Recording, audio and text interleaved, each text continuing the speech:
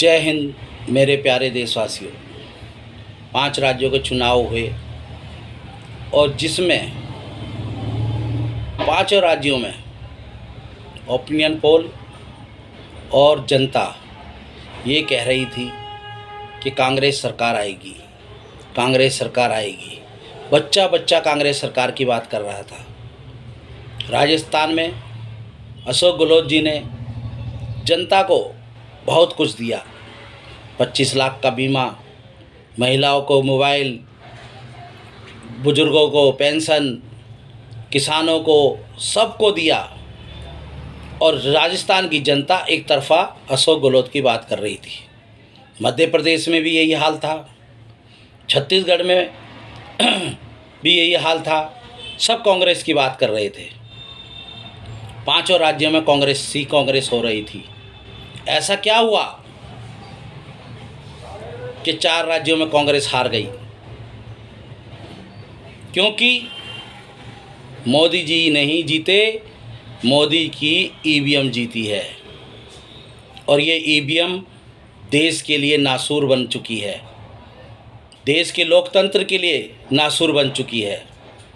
मैं कांग्रेस के अपने नेताओं से कहना चाहता हूं कि आप लोग इंडिया गठबंधन सब मिलकर चुनाव का बहिष्कार करें और ईवीएम हटाने की बात करें। क्योंकि जब तक ईवीएम नहीं हटेगी तब तक मोदी नहीं हटेगा, बीजेपी सरकार नहीं हटेगी। आज देश को बर्बाद कर दिया है। युवा बेरोजगार है, महिला अशिक्षित है, महंगाई चरम सीमा पर है, बेरोजगारी देश में सबसे ज़्यादा है। आज हर चीज़ प्राइवेटीकरण किया जा रहा है। मोदी द्वारा अडानी को बेचा जा रहा है। किसी भी देश में जाते हैं अडानी को साथ लेके जाते हैं और अडानी को ही टेंडर दिलवा के लाते हैं। मोदी जी के लिए और कोई देश में का नहीं है, व्यापारी नहीं है। क्योंकि मोदी जी सिर्फ एक आदमी को देश बेचना चाहते हैं, देश की धरोहर बेचना चाहते हैं, वो है अडानी। आज देश के लोगों को सोचना पड़ेगा कि अगर लोकतंत्र की इसी तरह से हत्या होती रही तो एक दिन ये देश, जो इनकी सोच है, गुलाम बनकर रह जाएगा और लोग गुलामी की जंजीरों में बंध जाएंगे।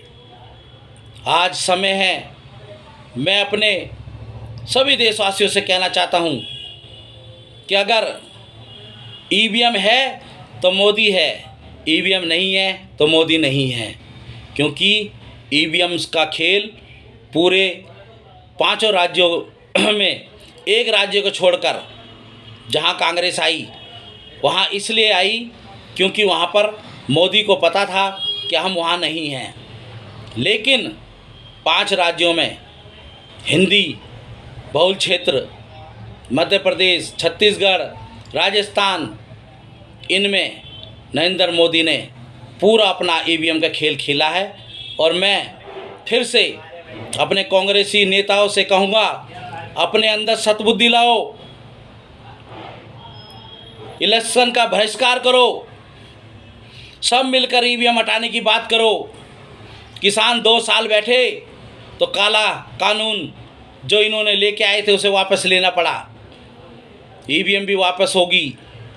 क्योंकि ईवीएम जब किसी भी वर्ल्ड में, किसी भी देश में ईवीएम को लागू नहीं किया जा रहा, वहाँ से हटाई गई, तो हमारे देश में क्यों इस पे एतवार किया जा रहा है? क्यों मोदी जी के हाथ में ये हथियार दिया हुआ है?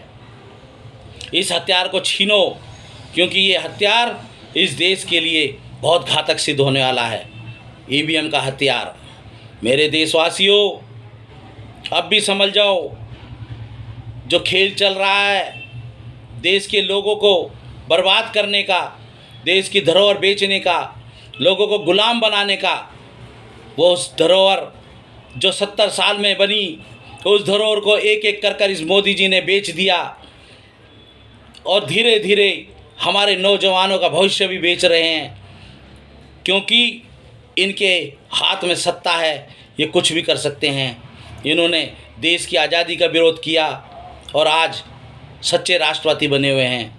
मैं अपनी जनता से, देशवासियों से और अपनी कांग्रेस के आला नेताओं से कहना चाहता हूँ कि आओ, सड़कों पर आओ और इस ईवीएम का विरोध करो। ईवीएम हटाओ, देश बचाओ, युवा बचाओ, देश बचाओ, युवा बचाओ, देश बचाओ, युवाओं को, देश को गुलामी से बचाओ।